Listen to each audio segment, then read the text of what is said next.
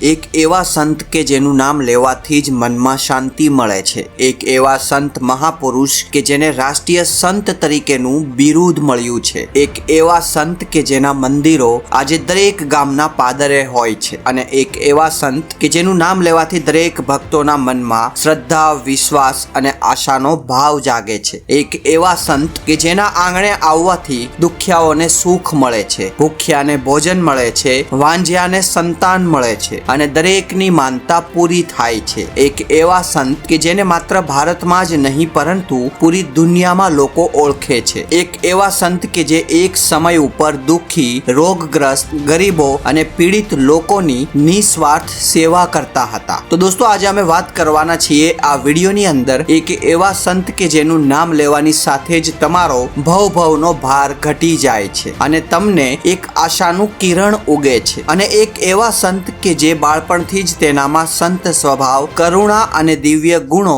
ઝગમગતા હતા. એવા સૌના સંત બાપા સીતારામ વિશે અને બગડ નદીના કિનારે આવેલા પવિત્ર બગદાણા ધામ વિશે. એટલું જ નહીં દોસ્તો, આ વિડીયોની અંદર પરમ પૂજનીય સંત શિરોમણી બજરંગદાસ બાપા અને તેના આશ્રમ બગદાણા ધામ વિશે અમે એવી વાતો તમારી સામે મૂકીશું કે જેને સાંભળીને તમે પણ બે ઘડી હેરાન થઈ જશો. અને ગેરંટી આપીએ છીએ કે આ વિડીયો જોયા પછી જરૂરથી તમે એકવાર કહેશો જય બંડીધારી બજરંગદાસ બાપા. એટલા માટે દોસ્તો, વિડીયોને છેલ્લે સુધી જોજો અને આ વિડીયો ગમે તો તેને એકવાર જરૂરથી તમારા ગ્રુપમાં શેર કરી દેજો. દોસ્તો, ગુજરાત રાજ્યના ભાવનગર જિલ્લામાં એક એવું પવિત્ર ધામ છે જ્યાંની ધરતીમાં, હવામાં અને દરેક શ્વાસમાં બસ એક જ નામ ગુંજે છે, બાપા સીતારામ, બાપા સીતારામ, બાપા સીતારામ. દોસ્તો, ગુજરાતની એક એવી પવિત્ર ભૂમિ છે કે જે ભૂમિમાં અનેક સંતો થઈ ગયા છે જેમનું ખાલી નામ પણ બોલીએ તો પણ મનમાં શાંતિ થઈ જાય. અને એક એવા સંત કે જેમને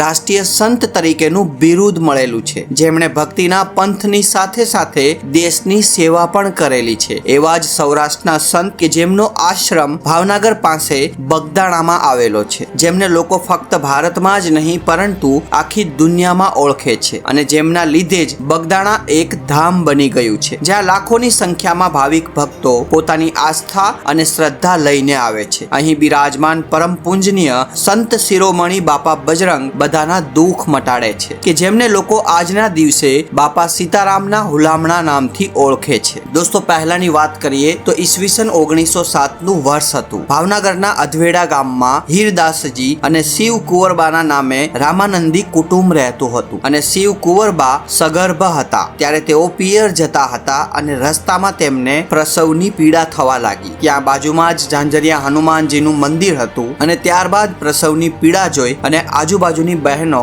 એમને મંદિરની બાજુમાં રહેલી ઝૂંપડીમાં લઈ ગયા. અને સાંજ થતા જ આ મંદિરમાં હનુમાનજીની આરતીની ઝાલર રણકવા માંડી અને એવા શુભ દિવસે એક બાળકનો જન્મ થયો. અને આ પરિવાર રામાનંદી સાધુ હોવાના કારણે આ બાળકનું નામ રાખ્યું ભક્તિરામ. દોસ્તો, નાનપણથી જ આ ભક્તિરામના મનમાં માતા પિતાના સંસ્કાર હતા. ખરેખર તેનામાં નામ પ્રમાણે જ ગુણ પણ હતા. અને ખૂબ જ અદ્ભુત ઘટના જોવા જઈએ તો એક સવારે ભક્તિરામ મોડે સુધી સૂતા રહ્યા તો તેના પિતા હીરદાસજીએ માતા શિવ કુંવરબાને આવીને જગાડવા કહ્યું. અને જેવા શિવ કુંવરબા ભક્તિરામને જગાડવા જાય છે તો જુએ છે તેમની બાજુમાં જાણે એમનો દોસ્ત હોય તેમ એક મોટો સાપ પડ્યો હતો. અને આ દ્રશ્ય જોઈ અને તેમના પિતા હીરદાસજી અને તેમના માતા શિવ કુંવરબાને થયું કે જરૂર આ બાળક એટલે કે ભક્તિરામ શેષ નારાયણના અવતાર હોવા જોઈએ. એટલું જ નહીં, ધીમે ધીમે આ ભક્તિરામનું ભક્તિમાં મન લાગવા લાગ્યું. અને આ ભક્તિરામને ભક્તિની એવી માયા લાગી ગઈ હતી કે તેઓ માત્ર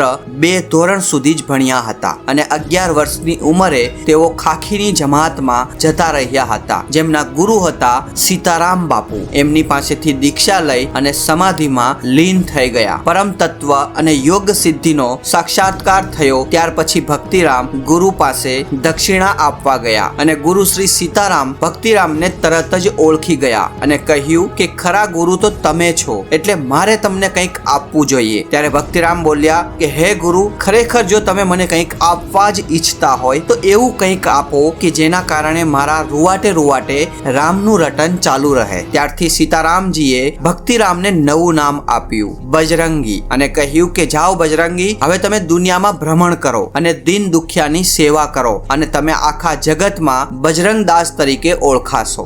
હવે ભક્તિરામ આખા જગતમાં બાપા બજરંગદાસ અને બાપા સીતારામના નામથી ઓળખવા લાગ્યા. હવે દોસ્તો, બાપા પોતાના ગુરુજીની આજ્ઞાનું પાલન કરવા માટે ભ્રમણ કરવા લાગ્યા. એકવાર ભ્રમણ કરતા કરતા બાપા મુંબઈ આવી પહોંચ્યા. ત્યાં જ લોકોને બાપાનો પરિચય થયો. એક સમય પર બન્યું એવું કે એક ગોરો અમલદાર ત્યાંથી પોતાની ગાડીમાં નીકળ્યો અને રસ્તામાં બાપા અને બીજા સેવકો પાણીની ડોલો ભરી ભરીને એક જગ્યાએથી બીજી જગ્યાએ લઈ જતા હતા. અને તે સમય પર આ ગોરો અમલદાર સંતો અને તેમની ભક્તિ વિશે ખરાબ બોલવા લાગ્યો અને કહ્યું કે જો તમે ખરેખર સંત હોય તો કંઈક ચમત્કાર બતાવો. અને આ સાંભળીને બાપા એ જ વખતે જ્યાં ઊભા હતા તે જ જગ્યા ઉપર પલાઠી વાળીને બેસી ગયા અને ખાડો ખોદવા લાગ્યા. અને બાપાના આ દ્રશ્યો જોવા માટે ત્યાંના લોકોનું ટોળું વળી ગયું. અને આ સમય પર બાપાએ ખારા જળની જમીનમાંથી મીઠું પાણી કાઢ્યું કે જે એક ચમત્કાર હતો. અને આ ચમત્કાર જોઈ અને ગોરો અમલદાર અને ત્યાંના બધા જ લોકો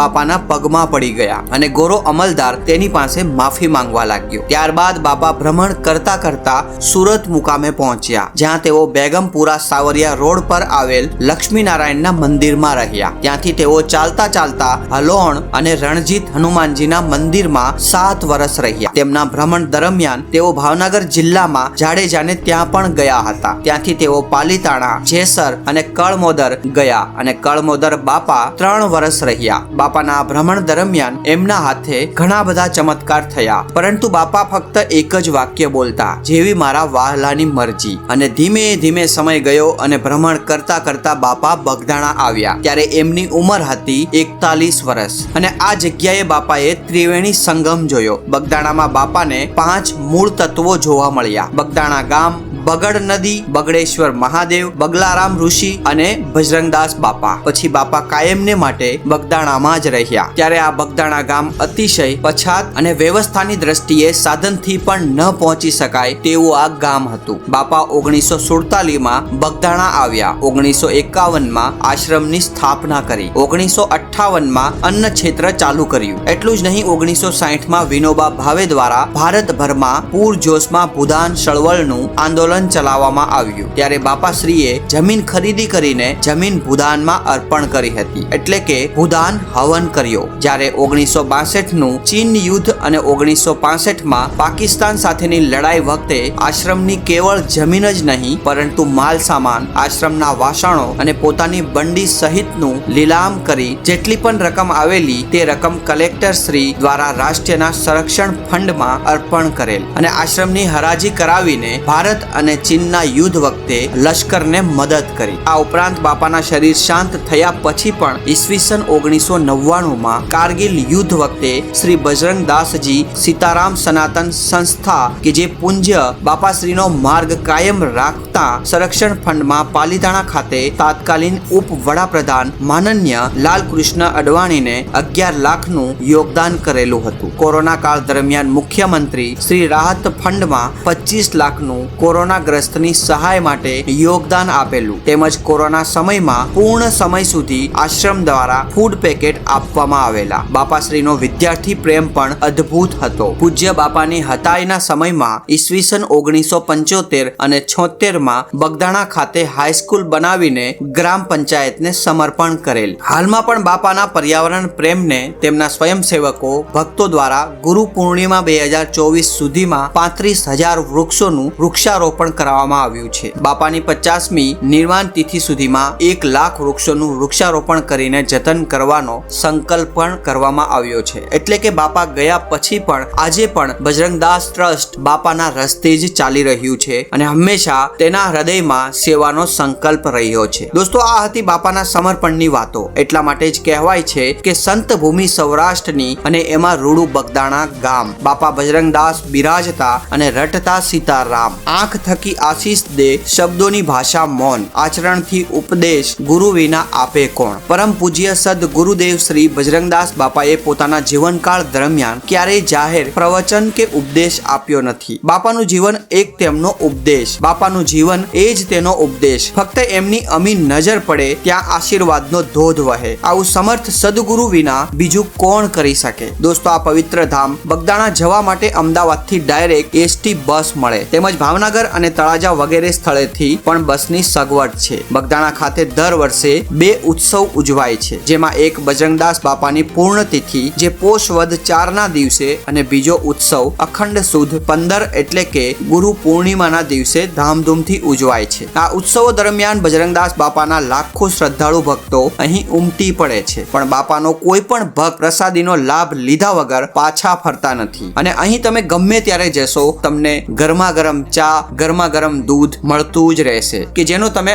આનંદ લઈ અને થાકી જશો. અને અહીંયા 24 કલાક માટે રસોડું નિસ્વાર્થે ચાલુ છે. પછી ગરીબ હોય, અમીર હોય, કોઈ પણ લોકો અહીં આવી અને એક જ પંગત ઉપર બેસીને લોકો આજે ભાવના લાડુ ખાય છે. અને સૌ ભક્તો તેથી અહીં આવી અને બાપાનો મહાપ્રસાદ પણ લે છે. આમ ભારતના ઇતિહાસમાં એક સેવાભાવી અને રાષ્ટ્રીય સંત એવા બાપા બજરંગદાસ બધાને રડતા મૂકીને પોષ વદ ચોથના દિવસે દેવ થઈ ગયા અને બાપાની મઢુલી બાપા વગરની સૂની થઈ ગઈ. અને એ દિવસે તો આખું બગદાણા ગામ, બગડ નદી, વનની વનરાય, એટલું જ નહીં, આ દિવસે પશુ અને પક્ષીઓએ પણ પોતાનો કિલ્લોલ છોડી દીધો હતો. પરંતુ આ બગદાણા ધામ ધીરે ધીરે ફેમસ થતું જાય છે. ભક્તો માનતા લઈને જાય છે અને ખરેખર બાપા પણ આ ભક્તોની માનતા આજે પણ પૂરી કરે છે. દર માસની પૂનમે લોકો અહીં પૂનમ ભરવા માટે આવે છે અને બાપાના દર્શન કરે છે. તો હું તો કહું છું કે એક વખત બગદાણા જરૂર જજો, તમારો ભવનો ફેરો પલટાઈ જશે. જય બાપા સીતારામ. દોસ્તો, આ હતા સંત શિરોમણી પરમ પૂજનીય શ્રી બજરંગદાસ બાપાના જીવન ચરિત્રની વાતો. આશા રાખીએ છીએ કે દોસ્તો આ વિડીયો તમને ગમ્યો હશે અને તમને કંઈક નવું જોવા અને જાણવા મળ્યું હશે. અને દોસ્તો વિડીયો ગમ્યો હોય તો જરૂરથી કોમેન્ટમાં લખજો જય બજરંગદાસ બાપા. આ ઉપરાંત દોસ્તો આ વિડીયોને તમારા દરેક ગ્રુપ જેવા કે વોટ્સઅપ ગ્રુપ, ઇન્સ્ટાગ્રામ ગ્રુપ અને ફેસબુક ગ્રુપમાં જરૂરથી તેને શેર કરજો. અને દોસ્તો આવા જ બીજા ઇન્ટરેસ્ટિંગ અને નોલેજેબલ વિડીયોને જોવા માટે જરૂરથી ચેનલને સબસ્ક્રાઇબ કરી લેજો અને સાથે બાજુમાં રહેલું ઘંટડી બટન દબાવી દેજો. તો બસ મિત્રો, આજ માટે એટલું જ. હવે મળીશું નવા વિડીયોમાં નવા નોલેજ સાથે, અને ત્યાં સુધી આપ સર્વને મારા જય હિન્દ, જય ભારત. અને દોસ્તો, તમે તમારો કિંમતી સમય નીકાળી અમારો વિડીયો જોયો તે બદલ તમારો ખૂબ ખૂબ ધન્યવાદ.